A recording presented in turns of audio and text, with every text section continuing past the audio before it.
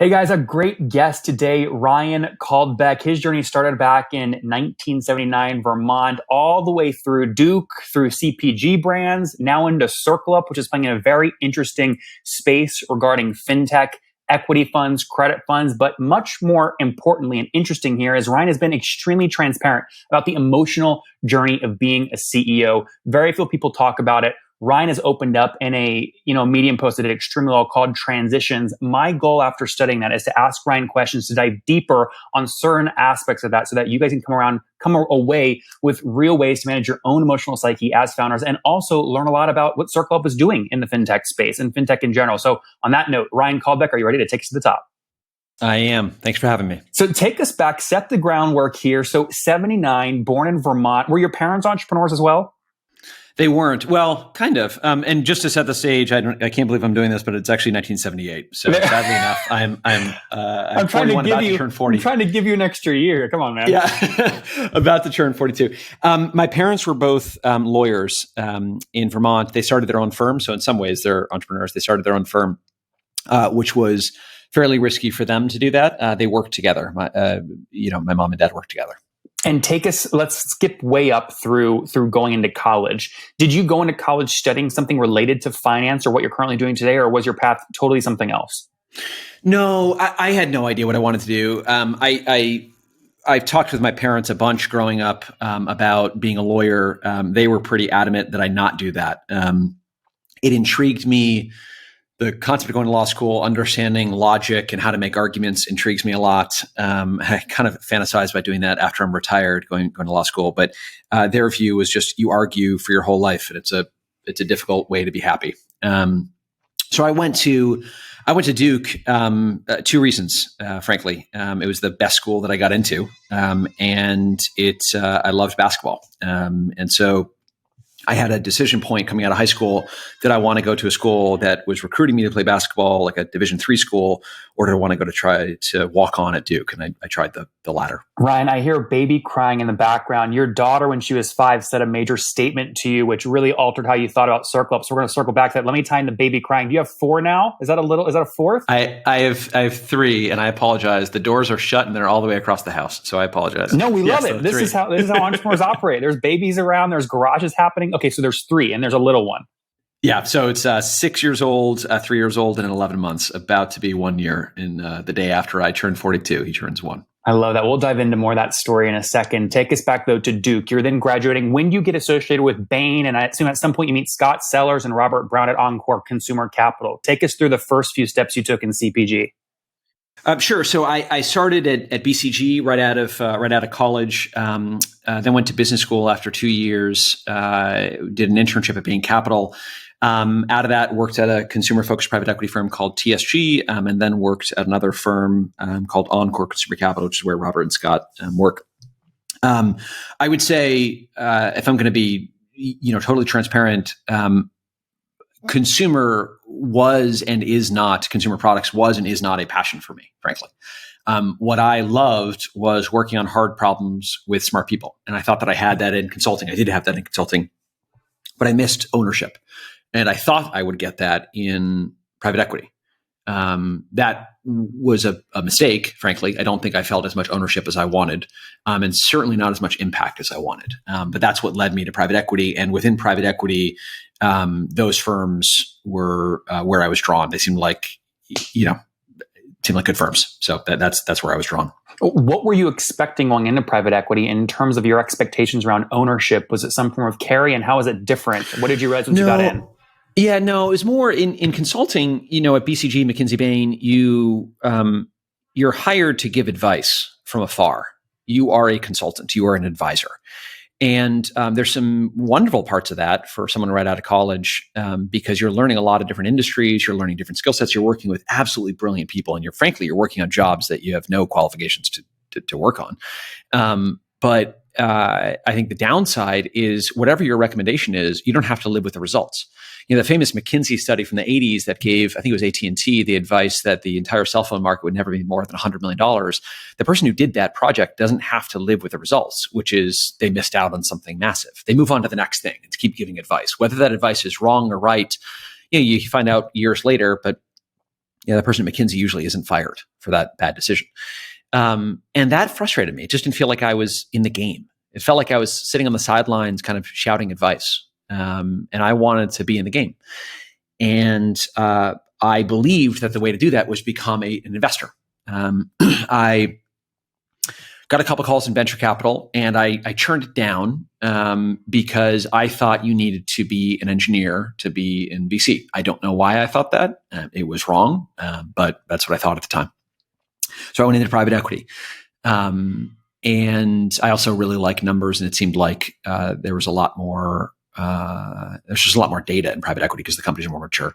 So that's what led me to do that. And after I was in that seat for several years, it kind of just dawned on me that you're a board member, and you're a step closer to having ownership, not in the form of carry, although that's true, but also just in the form of like living with the decision, living with the advice you give. But it wasn't. I eventually realized that it wasn't enough for me. I wanted to build something myself. Now, this was 2001, 2003, your Boston Consulting Group. Now, 2004, 2007, you're 27-ish years old, right? Bain Capital, TSG Consumer Partners is when you're making this transition onto boards into that sort of ownership role you just articulated. At some point in this thing, you end up at Encore Consumer Capital, which I believe is investing directly in direct-to-consumer brands, CPG-related brands.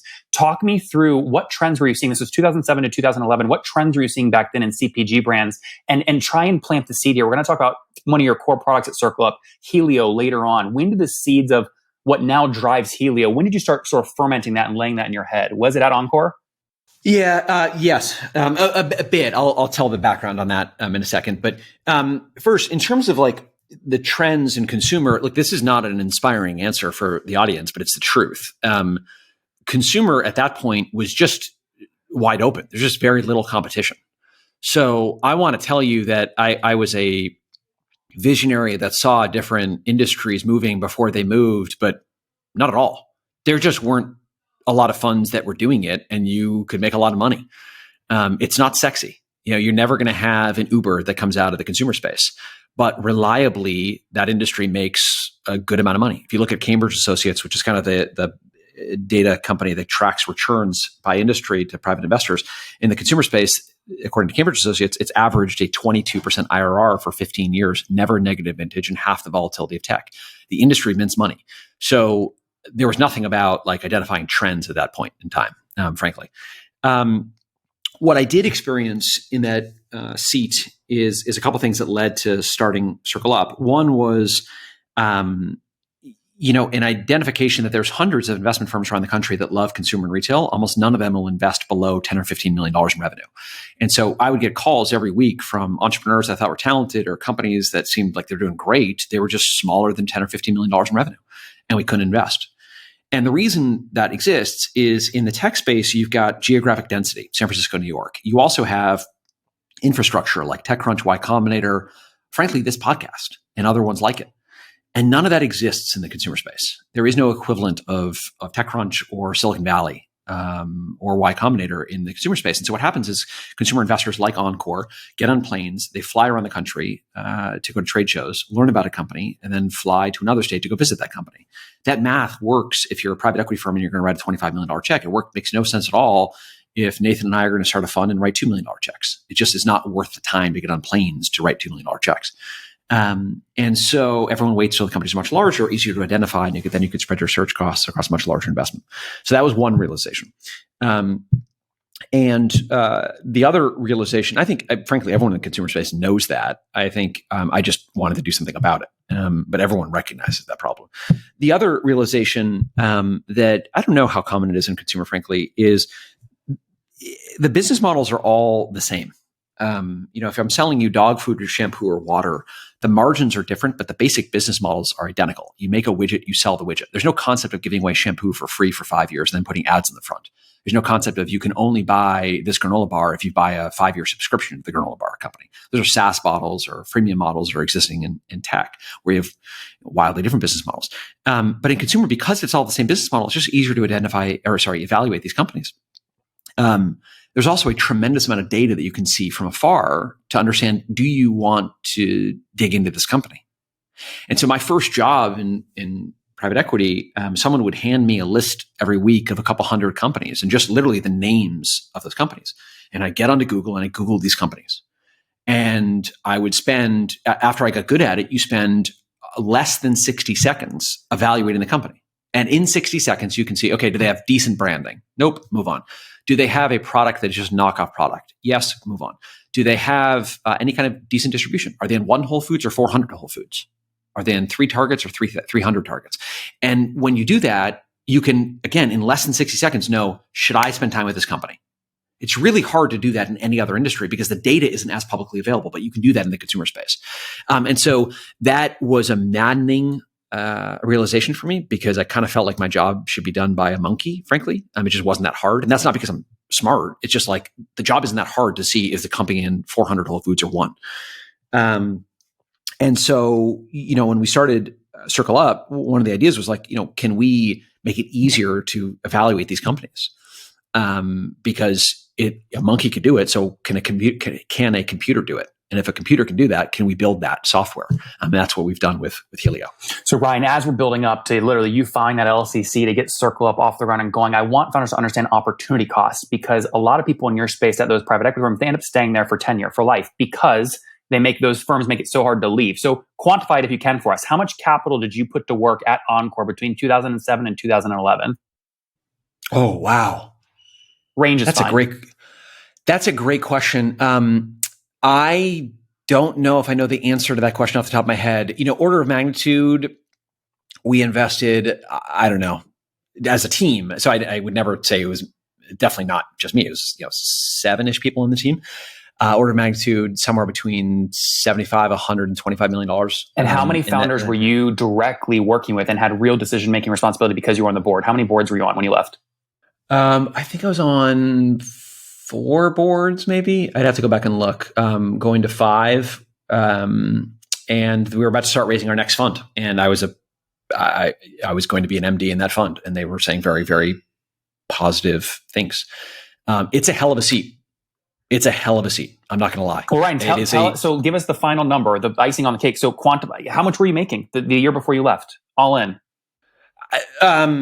More than I more than I make per year now, frankly. But you have a lot of look. equity. It's an amazing job. It was an amazing job for a few reasons.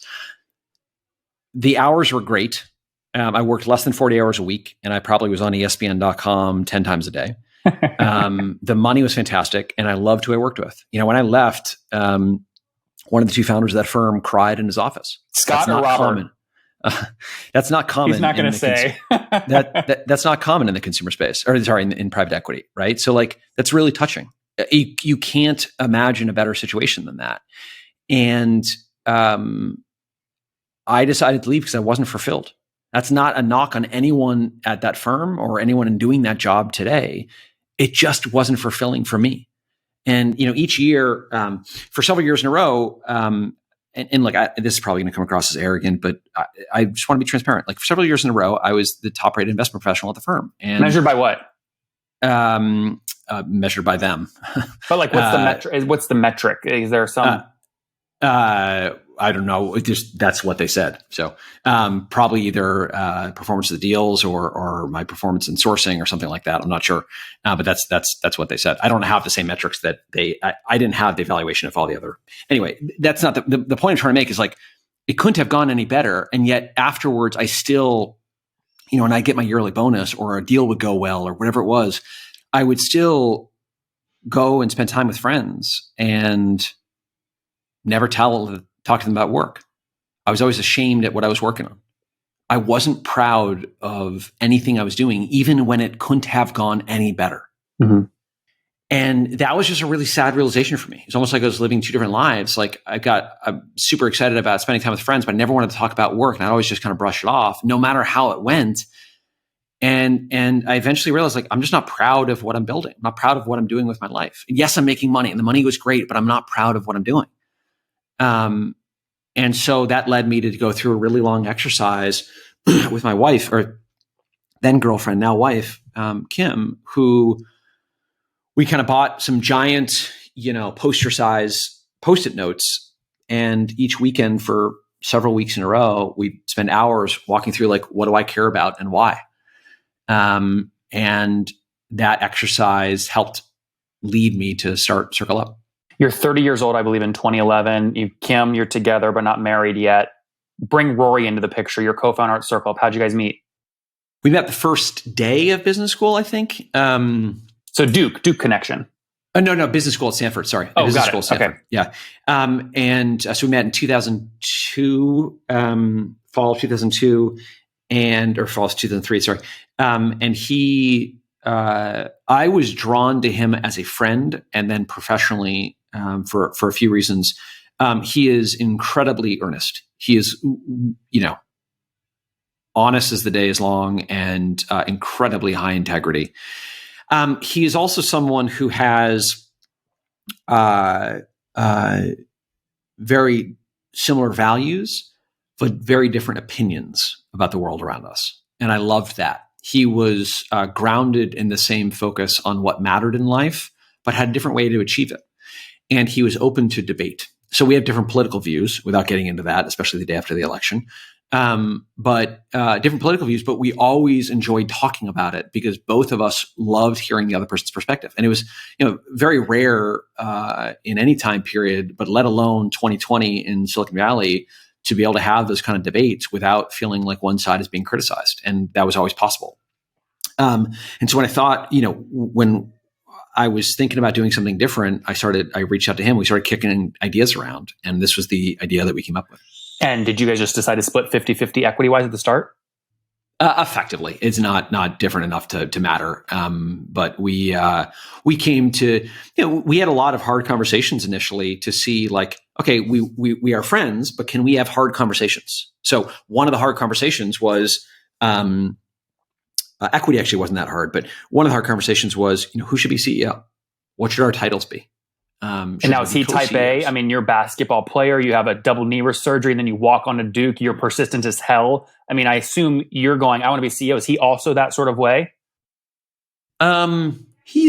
He is competitive. He wants to be successful. He also is an incredible team player and wants what's best for the company. So I think we just had a conversation about our respective strengths and how we saw the other person and how we saw like what would be the right thing for the company. Would co-CEOs be the right thing for the company? Well, let's look through history. Where has that worked? Where has it not worked? Mm-hmm. What does it mean for the team when they ask a question and there's two CEOs that have different opinions? Right. And so we went through kind of a week-long discussion about things like that. And it was really productive for us to understand, how do we argue? How do we debate? How do we disagree with each other? Which is incredibly valuable. In person or writing usually? What's your guys' style? In person. Interesting. Yeah. I've seen a lot. We did not do it as much in writing. I think in retrospect, that would have been a productive tool for us to add to the mix. But there's also something about just like looking each other in the eyes and breaking bread. 100%. There is some data around breaking bread in person together. 100%. Yep. Now, there's this period between founding date and a pivot at Circle Up where you are pursuing a marketplace model. Explain to us what that means. So we started Circle Up. So the basic thesis for Circle Up was amazing industry, massive, incredible returns, lots of entrepreneurs that we can help and have dramatic impact on in terms of helping them to thrive by giving them the capital and resources that they need. Our first application on how to solve that problem was a marketplace. So the first product that we built to solve that inefficiency was a marketplace. Marketplace was a two-sided marketplace where we brought on investors, initially individual investors, writing checks on average in 2012 of $12,000 each into individual companies. And then we brought on consumer companies. And the consumer companies were all CPG companies, typically kind of sub $15 million in revenue, that would raise money on the marketplace. And so they'd come and they'd say, we're trying to raise, let's say, $1 million at a $4 million valuation. Here's our deck. Here's our revenue, et cetera. And the investors were all accredited investors. And then slowly the average check just went up. So kind of, 2012, the average individual investment was $12,000 and average company raised, call it $300,000. Next year, it doubled. Year after that, it doubled. Year after that, it doubled. By the end, the average investment was six figures and the average company was raising more than $1 million. I'd have to look it up. But And it kind of moved from like individual investors to family offices to small funds who were using this for deal flow. And the entrepreneurs were using it to raise capital, because in that industry, because there's no Silicon Valley, it takes on average 8 to 12 months to raise capital. So we helped to eliminate some of that inefficiency with the marketplace. So let's fast forward 2012, average check size into a deal, $300,000. Individual investors average check $12K each. Yep. That you just said it sort of doubled year over year. So let's extrapolate 2 years into 2014, right, where you've got maybe average $50,000 checks from an individual investor. It was actually identical. It was 48. So it went 12, 24, 48 into, and then I'm forgetting a little bit, but I know it 369. It ended in six figures. Yeah, so like 900,000. And the 369 didn't double each year. That kind of tapped out at around $1 million. I'd have to go back and look. So let's cap this in sort of 2014. You have individual investors writing average checks of $50,000 into CPG brands. You are a pure marketplace model. The average raise by a CPG brand is $1 million round. They're doing sub 15 million revenue. Explain to me how you're making money at this point. Marketplace deal, $1 million deal. Well, yeah, good question. And that was the fatal flaw for the product, frankly. So we went through the process of becoming a registered broker-dealer. Without boring everyone that's listening, a registered broker-dealer is effectively an investment bank. So you have to go through an extraordinarily painful regulatory process with FINRA to become a registered broker-dealer. Some of you may remember that there were a lot of investment marketplaces. Some of them called themselves crowdfunding platforms, equity crowdfunding platforms. Most of them, almost all of them, did not register as broker-dealers. So they would either charge commissions, and that'd be illegal, or they'd find other ways to get paid, maybe through the carry or through some other things, or charging a flat fee. We decided to be a true marketplace. We wanted to take a commission. The only way to do that in the securities business is to be a registered broker-dealer. And so that's what we did. Now, the problem with that, we discovered, is what do you charge on? So let's say Nathan is raising $500,000, and great, we're going to charge you 8% of $500,000. Okay, great. So we're going to charge you that money. But wait, he actually raised 200 of the 500 somewhere else. I brought in, so I seeded it with my best friends to make sure we'd get them out. Yeah. Exactly. You've got a rich uncle or best friend that gave you the money. Great. Yeah, Ryan, I don't want to pay you 8% commission from my friends. I did that work. Exactly. So now what do we charge the 8% on? And that was the fatal flaw, or one of the fatal flaws. And I can walk through a lot of them, but that was one. And the issue there is like, in many ways, both sides, the company and the investor, has an incentive to skirt around that fee. It's a gray market problem, to use a phrase in marketplaces.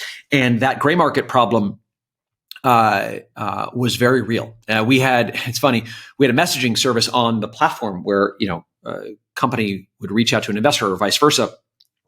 And so we had proof sometimes that the investor would say, hey, we've never met, but I really like what you're doing. We'd love to invest. Can we set up time to talk? And then that same investor 2 months later would say, I met them elsewhere. I didn't meet them through you guys. And so now you're, and the response, and I'm not going to do it, but like kind of tempted to like call out some of the investors or some of the entrepreneurs. And both sides would say, look, if you make us pay this, we're going to smear the company's name. We're going to smear your name publicly. It's like, well, we have proof that you met here. So what do we do? And we always dropped it. And so it was hard to get paid. It was also a difficult business model, because I think this is the biggest issue with those platforms, what we call the feedback loop. So if you think of like investing in the public markets, you get an immediate feedback loop when you invest, because either you can sell your shares, a minute later, or because you can see a little graph that goes up and down in the public markets. In the private markets, that feedback loop is much, much longer. You won't get your money back for years. And you can't really see the performance nearly as granularly, right? And it's just choppier. So that feedback loop leads investors to invest once or maybe twice, but then say, I'm just going to see how this goes. I'll give you an example. When Beyond Meat went public, one of their investors had met Beyond Meat through us. And he responded to the original introduction that we facilitated. And he responded to that email when they went public and said, thanks for this intro. Okay, so he saved the email and then cutely, a couple of years later, responded when they went public. And he told us that he made 109 times his money. So invested a couple $100,000, made almost $30 million on that investment. Well, the problem is it came a couple years after we shut down the marketplace. So phenomenal investment, right? But like doesn't do us a lot of good because he didn't put 20 of that million into the rest of the marketplace. And that was the issue that kept coming up. We found companies that went on to do incredibly well, but it happened years later. And so we couldn't figure out a way to kind of short circuit that. I'll talk about some of the things we tried. We tried an information feedback loop, giving you monthly financials. We tried, and this is going to sound silly, but a product feedback loop, meaning like, okay, we're going to give you actual product for the company, just so you know that like your investment is like building something real. And clearly that's not as good as money back in your pocket. And it's not as good as like seeing a statement that says your money is going up, but like it's better than nothing. And nothing seemed to work. Let me quantify some of this. So 2012, do you remember the total volume closed to the platform, total GMV 2012, first year? Oh, I don't. I can try and, given we've shut it down, and I won't be criticized if I'm wrong, I can try and just guess. I would guess that we probably did $1 million in GMV the first year, would be my guess. And then fast forward to before you shut it down. What did you do the year before you shut it down? I guess 2014, 2015. Year before we shut it down, I think we did 100 and something, maybe 110, 120 million. And was that year 2014? No, because in total we did about 400 or 450, I think, around there. So maybe it was a little bit more than that. But yeah, I think that would have been the year 2016 or 2015. I forget, but around then. And what you're saying is even in that best year where you did 110 million in GMV going to the platform, how much revenue were you actually able to capture on that? It's a couple $1 million. It wasn't meaningful enough. Yeah. Because of all these reasons you just gave. Yep. Okay. Yep. So your health starts coming in here. We're going to loop this in a second, but let me sort of set the stage here and pull some quotes that you put in your article. So you're not doing this like all by yourself anymore. You've raised capital. You raised a 1.5 million seed round in 2012. You raised 7.5 million Series A 2013, a 14 million Series B in 2014. So you've got over 20 million raised by 2014. You raised another 30 million in 2015. So you got 50 million in outside capital. They're all loving the GMV model, but you're not loving it. Why are investors giving you more money when you don't like the GMV model? That's a great question. You get on a treadmill when you take venture, and you need to hit goals. You need to first of all lay out goals in order to raise the money, and then you need to go hit those goals to keep them happy and to raise the next round. And that was the treadmill, and so. We realized, I don't know, somewhere around 2016 or so that the model was broken. We were selling dollars for 60 cents. But talking about that with the investors around the table is hard because they backed that thesis. They backed the marketplace model. It's a heck of a model when it works. I was just really confident that it didn't work. Now, one of the problems for every founder out there is you get told like you need to be persistent. You need to keep going, even if it's hard. You also get told there'll be times when you need to pivot. Well, how do you know which is which? Right? And in the case of a marketplace, marketplaces are notoriously some of the hardest businesses in the world to start because you have to kind of get the flywheel spinning from both sides.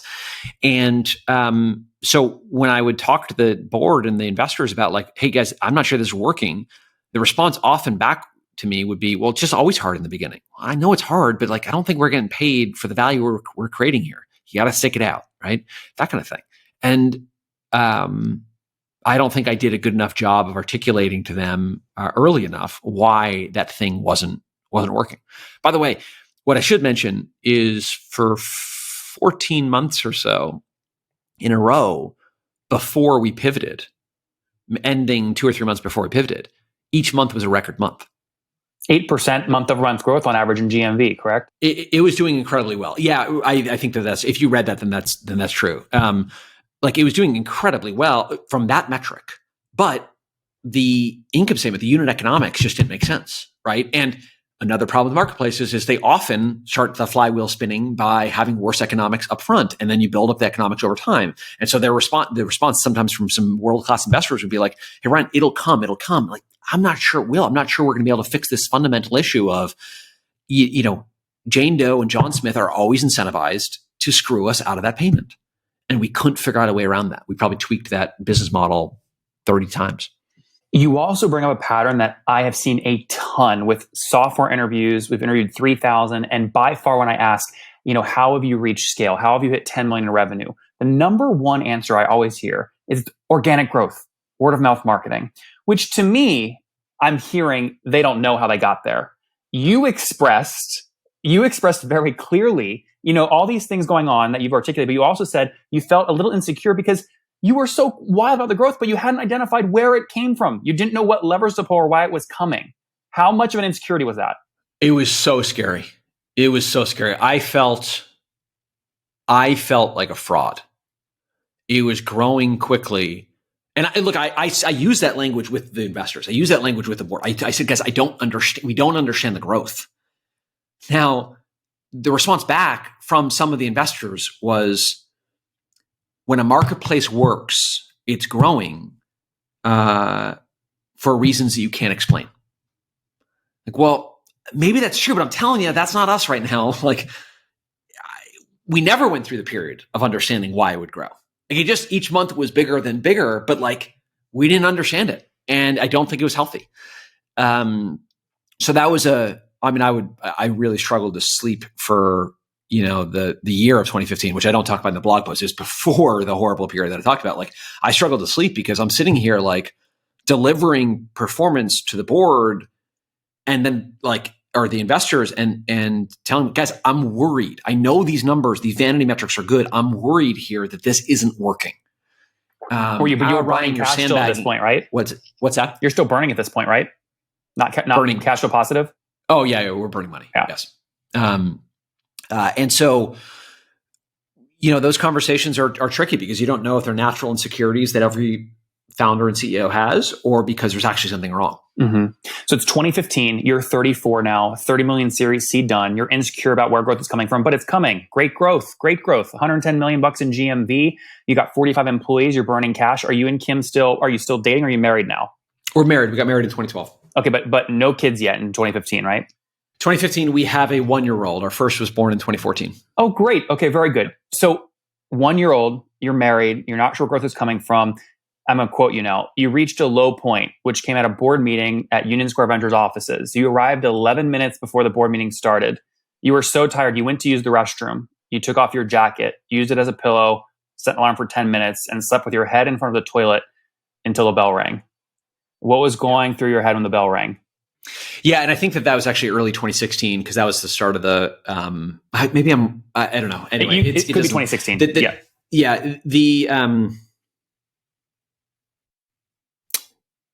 What was going through my head when the bell rang? I was just trying to survive, honestly.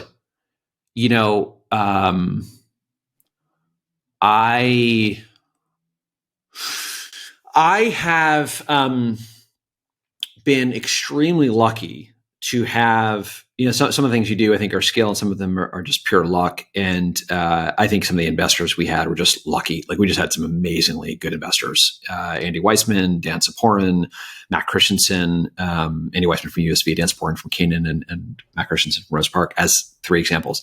And they were incredibly supportive. So there were probably periods where I should have, including that one, felt just pure fear. But it was more just wanting to survive. And I was so strung out, it was really hard for me to just make it through the day. So that's it. Yeah, it was just a pure focus on getting through the day. You're also trying to have child number 2 at this point. Mm-hmm. What's going on there? We had some really big fertility issues. Which were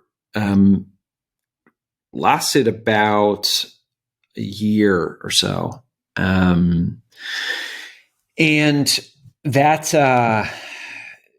was really hard for me. And my story has been tricky for me to talk about because I know there are people that are worse off. There are people that wanted kids and couldn't have them. But I also don't want to not share it for fear that mine isn't the worst story. Because if it were the worst story, I don't think it would be as relatable, frankly. So we were able to make it through the period, but that year of the fertility problems was very stressful and heartbreaking and difficult for us. And it was the hardest year of my life for a number of different reasons that we'll talk about. But having kids has always been something that I have cared a lot about, and being a good dad and building a good family. And I talk about this a little bit in the post, but don't go into that much detail. It has influenced what jobs I've taken, things I've done with my body and not done with my body. I've never done drugs or smoked a cigarette, in part. Just maybe it's irrational. I don't care. But just like it's a focus, it's always been a focus since I was late teens on having a family, and not being able to do it and going through the pain of those fertility issues was just a lot of tears as a family with my wife and I. So that was difficult. On top of that, there's a lot of testing involved with fertility, and you're pivoting the business. You're exhausted. There's fertility issues. The business model is not working. You're not sure why. You're executing a pivot. We're going to circle back to the business in a second, but you heard two words that would scare the living hell out of any human during those fertility treatments, which were, Ryan, 2 tumors. And so we'll come back to that because you're juggling so much. You've now pivoted and convinced the board to get on board with moving away from marketplace. What's the new business model you're launching? To figure that out, Rory and I sat in a room. We actually were moving offices to a larger office, and we sat in a room in the new office by ourselves for, I don't know, several days. And just tried to go through the process of laying out, like, what are the assets we have? Not in a balance sheet standpoint, but just like, what are the things that we have that are good, right? So what are the things that we have that are bad, but certainly what are the things that we have that have some kind of value? So for example, we had a bunch of cash in the bank. Okay, that's a good thing, presumably. You had 25 million cash in the bank, most of the 30 million you just raised. Yeah. And so we one of the things we identified as an asset was this technology. And we believed that the existing business model, the marketplace, didn't work, but the technology, Helio, that we've been working on for a couple of years at that point, we were really confident worked. It identified some amazing brands. And some of those brands wanted to work with us. Some of them didn't. Some of the ones we worked with didn't raise money. Some of them did, et cetera, et cetera. But like, actually, let's walk through that funnel so everyone can understand like why we were so down in the marketplace.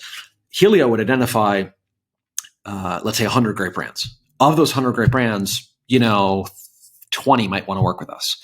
Of the 20, 10 would actually successfully raise money in the marketplace. Of those 10, maybe 3 would actually pay us.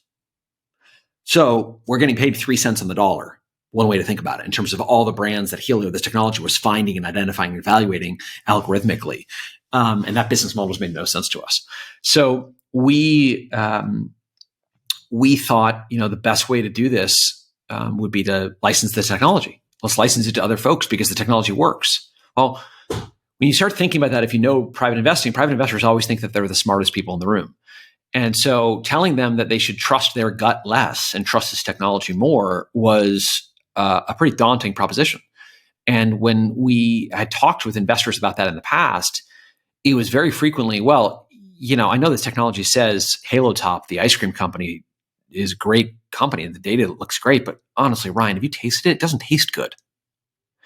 And consumer investors would always extrapolate their preferences on the company, on the investment decision. And I don't like the taste, thus no one will like the taste, regardless of the data. And what they miss is that the data was identifying that the company is performing exceptionally well on a different dimension of quality. In the case of Halo Top, as an example, the other dimension of quality was the fact that the entire pint was 250 calories versus Haagen-Dazs or Ben & Jerry's, which would be 1,200 calories. So it gives you permission to eat the whole pint. That's the unlock. That's why the company was doing so well. But how do you invest into an ice cream company that doesn't taste good, right? So that made it difficult for us to think about how to license the technology. We said, well, we've got a lot of proof that the technology works. Not just companies we worked with, but we actually just show you the precision and recall, two terms from data science, that like this thing works exceptionally well.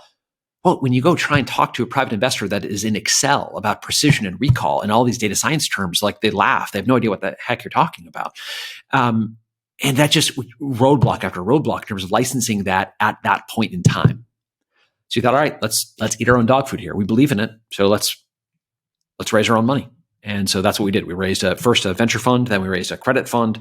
And now we are actually beginning to license the technology, but it's only after we've proven that the thing works really, really well, in part by delivering phenomenal performance through our own funds. How much was the initial raise on the venture fund, the equity?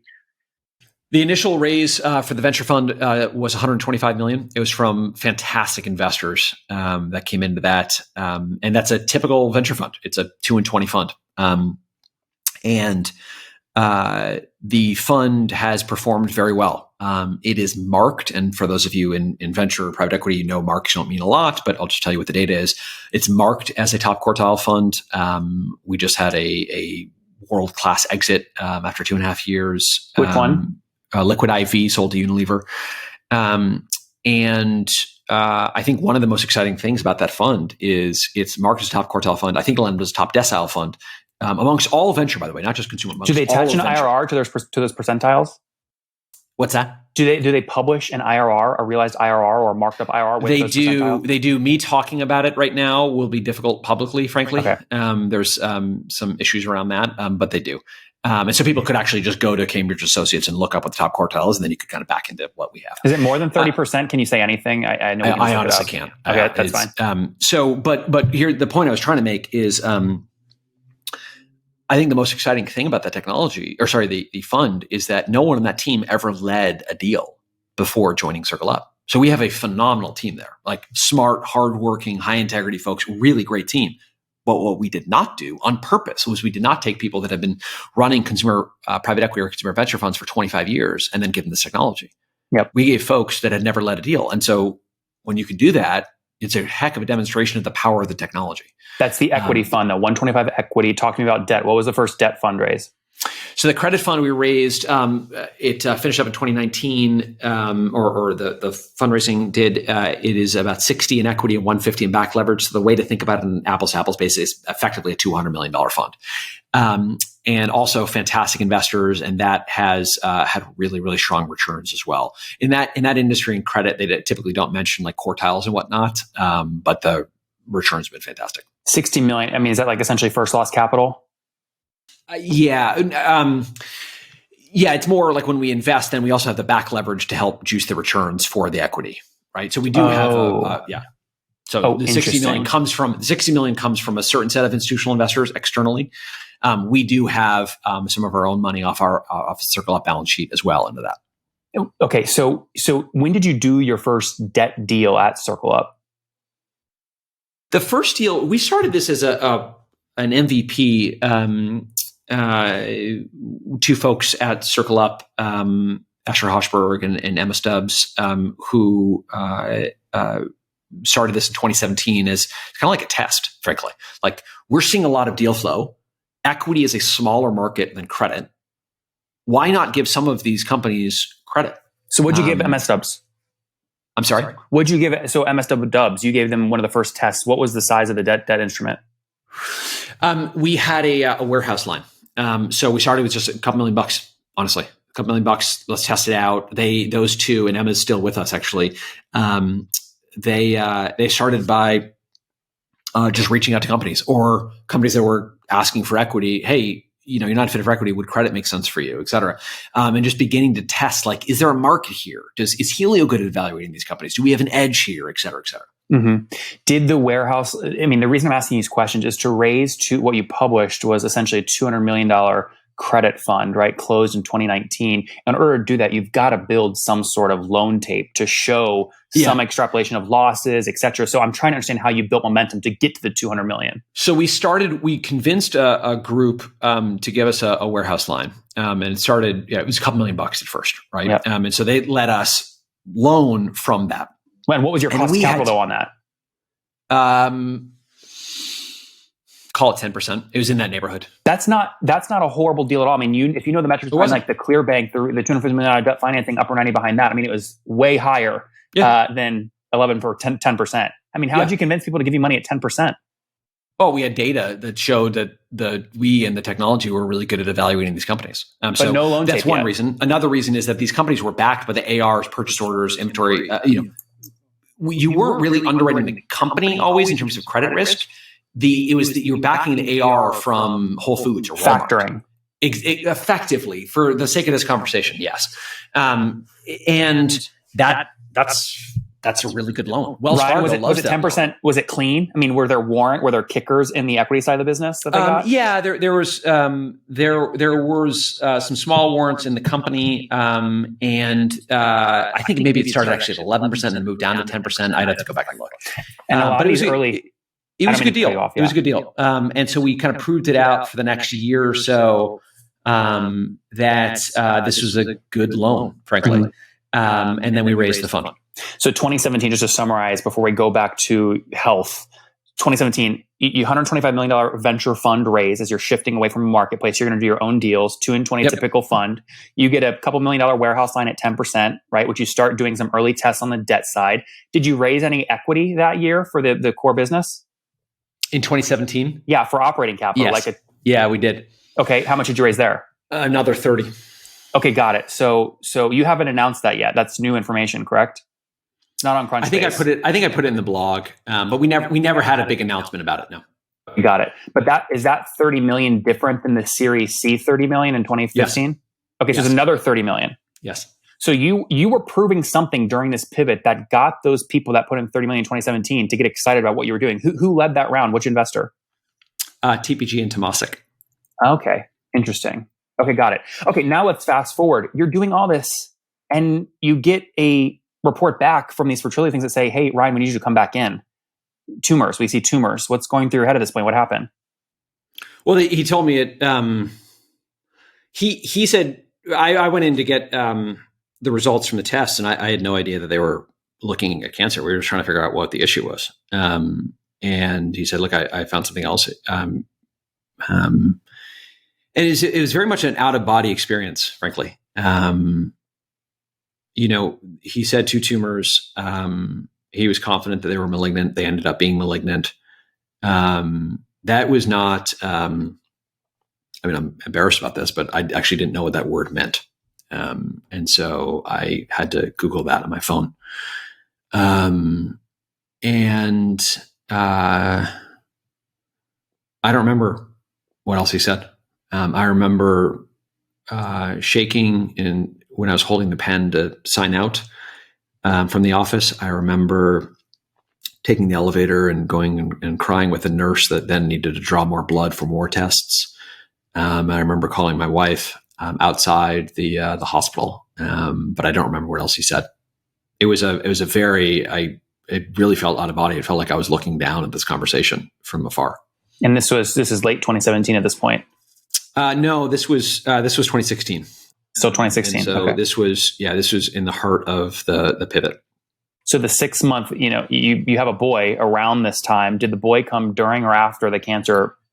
Boy came afterwards. So the boy was born, the first boy, we have 3 kids. So the girl was born in 2014. Then the middle child, a boy, was born in 2017. And then another boy born last year. So talk to me now about the state of your brain, your health. You've conquered cancer. Right? 2017, 2018. Is it conquered at that point?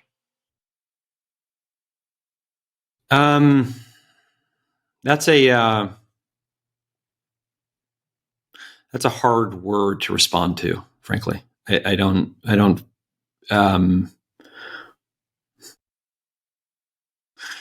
It's a loaded, I don't know how to respond to that word, conquered. The tests are clear. And someone asked me the other day, last week, a very close friend of ours, would you want to be referred to as a cancer survivor? And I have a lot of guilt with that term, because my cancer, while it was very scary for me and for my family, was not the worst thing that you can get.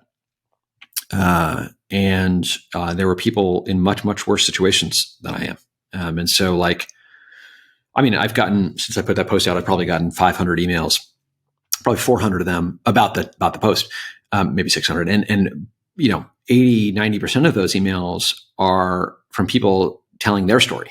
It's 5, 6, 7 paragraphs about, I had cancer, I had brain cancer, I lost a child, I had this. And they're almost always a lot worse than mine. And they are very nice in the emails. Like, look, your post resonated with me. I feel less lonely because of your post.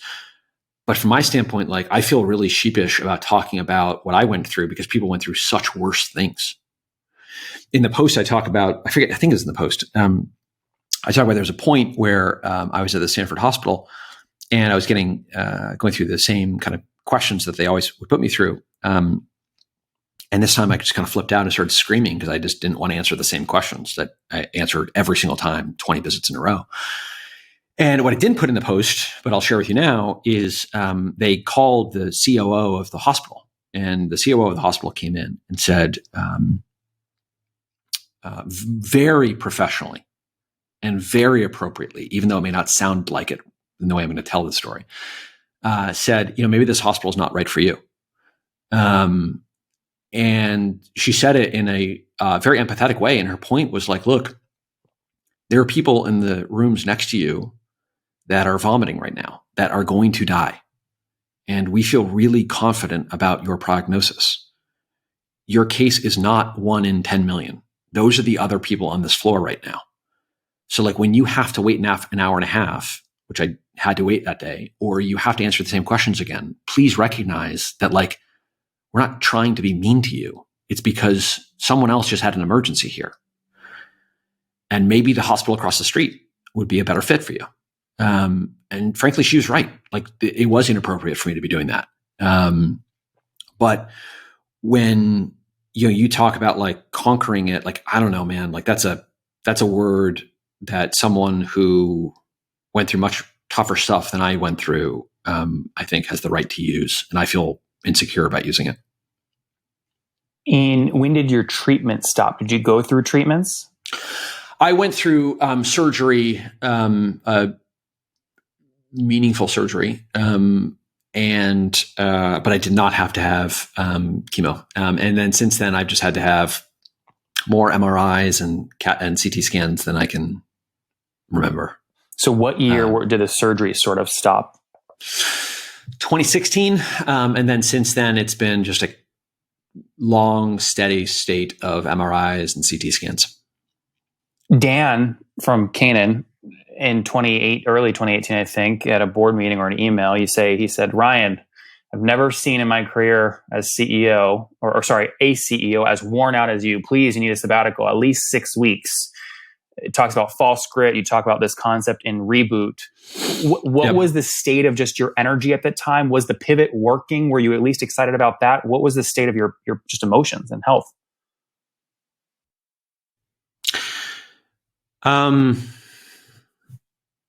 My mental and emotional health was beyond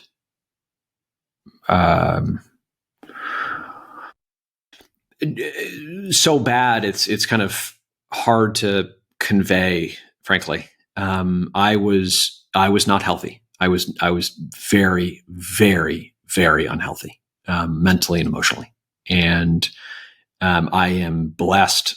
I'm a pretty religious guy. I feel very blessed by God that I was surrounded by people, my wife, my parents, Dan, Andy, Matt, who, frankly dealt with me in a very empathetic and productive way. And look, they all have jobs to do, Dan, Andy, and Matt. So I'm not saying this is all apple pie and rainbows, but I thought that they did it with a lot of courage and empathy. I mean, there were more than a few conversations when, Dan would let me lose it, or Matt or someone would let me lose it and wait till I was done, and then okay, let's keep going. And I needed that. I didn't feel like I could do that with the team. I feel like the team didn't know that I had cancer. They found out earlier this year when I told them before the blog post, but the board knew that I had cancer, and they let me just be myself. And so I feel really blessed that they were dealing with that. In terms of how I felt, I mean, I felt beyond strung out. It was bone on bone for so long. I felt lost. I felt dead. It was a very, very, very dark place for me. Was the pivot working, but you still felt dead? An issue with my mentality is that was exacerbated over the last few years is I am never, this is going to sound like a humble brag, or, when someone gets asked in a job interview, what's your greatest weakness? And you say, I'm a perfectionist, and that's bullshit. Sorry. Can I? Sorry. Yes. When I was my high school yearbook, they asked for a quote for everyone. My quote in the high school yearbook was, never be satisfied or you'll stop improving. I think that's very representative of how I've lived my life. Now, the problem with that mentality is if you're never satisfied, it's really hard to be happy. So when you ask me, was the pivot working? Well, it's working enough to get a lot of money from some world-class investors, right? It was working enough that if you look at the people we hired, it was phenomenal, the folks that we were able to attract. I mean, I more than a few board members and major investors said it was one of the best teams they've ever seen, and still is. But I was never happy. And that is part of what led to this unhealthiness. So, yeah, I think a lot of people would say it was working really well, and kind of amazing. I mean, one of the board members said, look, if you can execute on what you're saying, he said this at the beginning of 2017, you can execute on this, what you're saying, you're going to walk into the Q4 board meeting this year like a conquering hero. And we exceeded what we had laid out there. So from that standpoint, a lot of people would say yes. From my standpoint, it never felt like it. Well, let's dig a little bit here. 2019, of the $125 million in sort of equity fund you raised in 2017, how much had you deployed at that point, 2019, 2 years later? 50%, maybe 60%. An issue with why the deployment would be is slower than it is for a typical venture fund is we actually had to hire the team. We had to bring everyone on. We also had to build a process. We had to help train people how to use this technology. And so it was just a bit slower the first year and a half out of the gate than it should have been. But call it 50%. Same on the debt side. How much loan tape did you have end of 2019? I don't know if we've ever announced that. I'd have to go back and look. I'd prefer not to hear them. Okay. The $200 million debt financing that you announced, though, was that all just extrapolating on the initial couple $1 million warehouse line you had, or were these different sort of SPVs you set up and you raised in tranches? I think probably the easiest way for the audience to think about would be shut down the warehouse line, then raise this thing kind of concurrently. Just move it all from A to B. They bought the loan tape essentially, which means you would only really do exactly that if it was at better terms. Was the capital cheaper than 10%? It was a little bit cheaper, but not a little bit cheaper because we had begun proving it out, and so it continues to get a little bit better. I want to touch a little bit on fintech because it would be just irresponsible not to with your background, right? Ant obviously just pulled their IPO. People, feel very strongly about Chime. Some say feels way overvalued, way undervalued. We know what happened with Lending Club, right? They were essentially doing debt deals, but not taking any of the deal themselves. So they didn't have any risk. Lendio tried it, then went back to full marketplace model because the margins were better. You went the opposite way. Lendio made the marketplace work, right? And avoided balance sheet risk. You did the opposite. You shut down the marketplace. You couldn't get the margins to work and the attribution to work. So now you have balance sheet risk. Yeah, you're combining a couple different really meaty issues into that.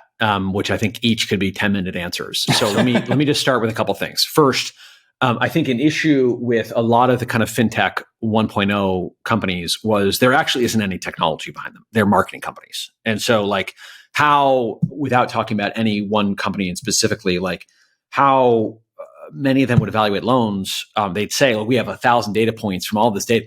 It was FICO. They just use FICO. And I know that. And they spend huge portions of their sales on marketing. So then you're just kind of like, well, what am I really buying here as an investor if this thing doesn't have any technology? The technology doesn't provide value to us as investors. So that's a core issue that I think is, by the way, I think still prevalent in many of the fintech companies, but certainly was pervasive in the kind of fintech 1.0 companies.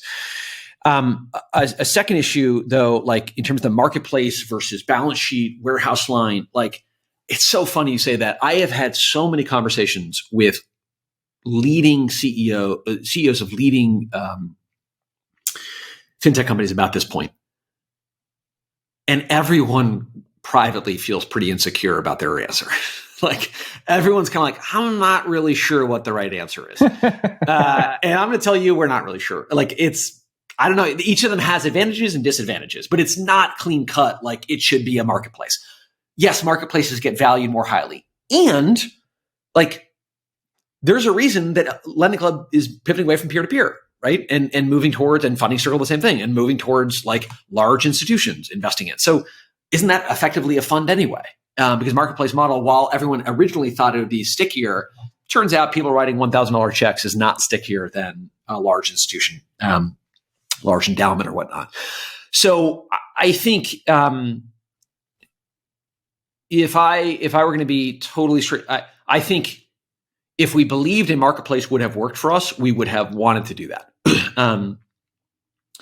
We had experience running marketplaces. I think we're pretty good at understanding marketplaces, even though that one did not succeed. I think we learned a lot. And I think we'd be very good at it. I was just skeptical it would work, really, and not work in the first 2 years, but work in year 10. Because every trend at that point was getting away from like the supply side of the marketplace, meaning the investors, and moving towards like just 2 or 3 buyers or securitizing business, whatever it was. Like that led me to just say, well, why is it a marketplace at all then? That doesn't, how is this a marketplace if you've got 2 or 3 buyers on the one end? So I don't have a clear-cut answer for you other than to be transparent. Yeah, we probably would have done it if we thought it would have worked. I'm very skeptical that anyone over time is going to build that marketplace in a way that it looks like a true marketplace, in a way that marketplaces typically get high valuations by consolidating fragmented supply and demand. But yeah, we end up doing the fund model. The unit economics are fantastic. They're pretty amazing.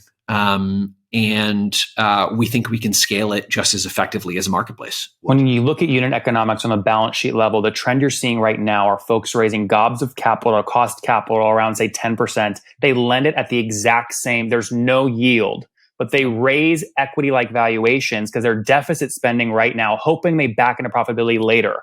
Thoughts? Don't get it. I don't understand. Like it absolutely baffles me. And we're talking $1 billion. We're not talking little. We're talking like some of these with like it's phantom. It's like $1 billion sort of valuations. Yeah. And I would always not want to criticize specific companies, and I know you're not doing that either. I'm going to try and say this vaguely enough. I think in some of those cases, the investors believe that is a customer acquisition vehicle to give those same companies something else at a higher margin, right? Okay. But you're kind of pricing it to perfection at that point where, if the core product is zero margin, and by the way, you're right, or technically negative margin, it is negative margin. Then like you really got to believe a lot from those ancillary products that you're going to launch. And so what's the proof that will work? And what's the proof that the company, that your customer wants and trusts you enough to buy those other products from you? But in general, I think that there's a lot of investors making massive mistakes doing that right now. Looping back to your model and then talking about health and then wrapping up here, is this statement true? Your Circle Up Credit Advisor Fund is targeting a 12 to 20% APR at lower than a 10% cost of capital for yourself. So your yield there, you have, call it 800 to 1,000 points of yield there if you do it correctly. You're not deficit spending to grow GMV. Well, but we have fixed costs. We have a team, right? So when you say we're not deficit spending, the math you just worked out excludes that we have a team of people plus the whole technology, the team of people like sales, marketing folks that are deploying this, plus the technology team. So we need to prove out a lot, frankly. We have not yet proved out enough that this is a model. Let's go take it from 200 million to 2 billion or 20 billion. When we have, I'd love to come back on and tell you that, but we're not there yet. We've got a lot to prove. So true or false, the credit advisor business, could you argue it's a loss leader to get more data and to fuel deal flow for your equity business? That's an interesting question. We've thought about that in the past. Like maybe we should drop the rate even further in order just to get data. Because you already have the high margin business. That's the key difference between you and other fintech companies today. Yeah, right. You already have the high margin thing to sell. Exactly. Yeah. And it's interesting that you recognize that. Most people don't. Like most venture funds, kind of like 50 to 60% net contribution margin. These things mint money. Like it's an unbelievable profit pool. Yes. Now, look, we've talked about it. I think the reason you wouldn't want to do that is because credit is such a bigger opportunity than equity. There's just more companies that should take credit. Than should take equity. And so if your loss leader is 80% of the market, I think we're giving away too much value there. I think if we do this right, we should be able to find a way that that credit product should still be profitable. And look, on a gross margin, it's wildly profitable. My point to you is just like we need to figure out a way so that it is on a net contribution margin profitable as well and growing and big. It's 2019, you're 38, 39, about to turn 40. You come home, your daughter, 5-year-old daughter says, "Daddy, you always look so sad." What happened after? She said it more than once. Look, I think I'd love to tell you that the first time I stopped in my tracks and I changed everything, but I didn't. Kids sometimes will say something that they're not sure they mean. She's also told me and my wife that we don't like her or that she doesn't like us. It's a 6-year-old, right? So, and I probably told myself that was the case. Then when she said it again and again, I just kind of thought back to like why it was important for me to have kids in the first place, and like what am I doing? Why? I'm not doing this for money. I do think it'll be phenomenally financially successful, but frankly, like leaving the job in private equity makes no economic sense. You're just almost guaranteed a massive amount of money. So I had already made the decision that I wasn't doing Circle Up for money, even if it turns out. So what am I doing it for? I'm doing it to help other people. But if it's at the cost of like my daughter seeing her dad unhappy, what is the lesson that teaches her? And it took me a couple of weeks. She said it 2 or 3 times over the course of a couple of weeks. And it took me, maybe 2 or 3 weeks for it to like kind of sink in. And that led me to write the email to our board. And so one of the emails that's included in that blog is the email unedited that I wrote to our board saying, I need to step away. I need to not be CEO of this company anymore. And that was it came after a meeting. I called a meeting to talk about it first. And so we talked about it at length, and then I memorialized it in that email. And that was a very hard thing to do. I was very, very scared. But I think her question was just the straw that gave me the confidence and courage to do it. Mm-hmm. As we wrap up, you did some things along the way that I think a lot of other founders are trying to do, but they just sometimes don't know. Ed Batista, a coach. How did you find him? How can someone listening right now find someone as impactful to them as Ed was to you and is to you? I was a part of a CEO peer group called Leaders in Tech. I would highly recommend it. It's phenomenal. And in that group, one of my peers in this kind of 8 to 10 person CEO group recommended him. And it's a peer I have a lot of respect for. I'm not going to say who for confidentiality reasons, but he recommended him, and he's an absolute gift from God. Ed has. And look, there's others that are phenomenal too, but Ed's been amazing for me. It's funny in the post, in the blog post, there's a picture of me signing the offer letter for the new CEO on the computer. And if you look closely in the background, you'll see a white sticky note and I'll show it to you right now. It's the audience can't see this, but it's we'll edit it in because I've got it up too. It's I can't read it actually either. I see the sticky note, but I can't read what it says. It says you are in the fourth quarter. And so what that is Ed, during the last year or so since I sent that email to the board, Ed and I were trying to figure out how to do this. And there were times when I would meet with Ed, my management coach, when I'd say, like, I'd just be, we can't figure this out. There's no way for me to like step away. I'm the key man of these funds, and like, we need to raise money. How can I step away at the same time we need to raise money? And so many complicated issues. And in one of the meetings, he's like, because he knows I played basketball in college, and he said, Ryan, stop. You worked really hard for a long period of time to get to this moment. Everyone's aligned in making this happen. You're in the fourth quarter. Just get through this. And that was like okay, I've been in the fourth quarter before. I can get through this. And that was really, really helpful. So how do you find, I think you talk to other CEOs about management coaches they use. That'd be my recommendation, to find a great management coach. And Ryan, the last piece I want to talk here, you quote in your article, you say, folks, listen, in venture, doubt isn't respected. And this is actually contrary from so Jim McKelvey was on before you, the prior episode, founder of Square with Jack Dorsey. And he'll say by far the best feedback they ever got as a company was in their seed deck. And it was a slide that listed 140 reasons why Square would fail. In fact, they put the doubt so far forward and owned it that he credits a lot of Square's early success to that. There's others on the other side that say you never want to show any doubt at a board meeting or to venture. Which one is it? What's the right approach? Well, look, I mean, with all due respect to that Square story, like Jack had done something beforehand. The other story that I heard about the Square fundraise was it was pretty damn quick because of what he had done previously. So a first-time entrepreneur sharing that same page might have a different response, but that's not really that's a slightly different point than the one that I made about doubt not being respected.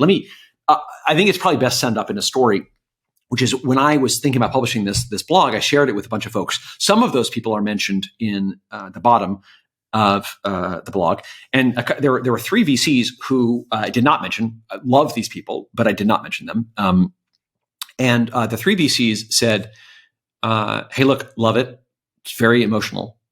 You should know you will be dead to Sequoia when you write this. You'll be dead to a VC. And their logic is VCs, and I'm not speaking about Sequoia, I'm saying like VCs in general as a macro point, tend to make money by convincing entrepreneurs to give up everything. If you read the post, I'm actually not saying that you shouldn't make huge sacrifices. I'm just saying that the way I did it didn't work. The way I did it wasn't emotionally healthy. I should have gotten support earlier. I should have found this leaders in tech group. I should have found a management coach earlier. I should have done a lot of different things earlier. So I'm not saying that, but a lot of people could read it as, you know what, you don't give up everything. There's more important things in life. Whether or not I believe that isn't the point. I think that's how people will read it. And that is kind of antithetical to what a lot of VCs celebrate and what they believe is critical to being successful. And so, I was conscious that me putting it out there might lead VCs to never want to fund me again. Or maybe, if I decide to be a VC myself, maybe they don't want to hire me or whatever. But I was really lonely going through the period, and I wanted to create content for other founders who have gone through anything similar or can just like read this and feel less lonely going through their own stuff. Even if it leads to some people, particularly in VC, to not want to work with me about it. Guys, Ryan Caldbeck, born in Vermont, from maple syrup and cheddar cheese to marketplaces, to pivots, to toilets before board meetings, to a $200 million debt fund, $125 million credit fund, equity fund focused on, again, that CPG space, a crazy product called Helio, and most importantly, managing his mental health, now successfully working on the transition out of the baby he created. We'll see what happens next. Ryan Caldbeck, thanks for taking us to the top. Thanks so much for having me.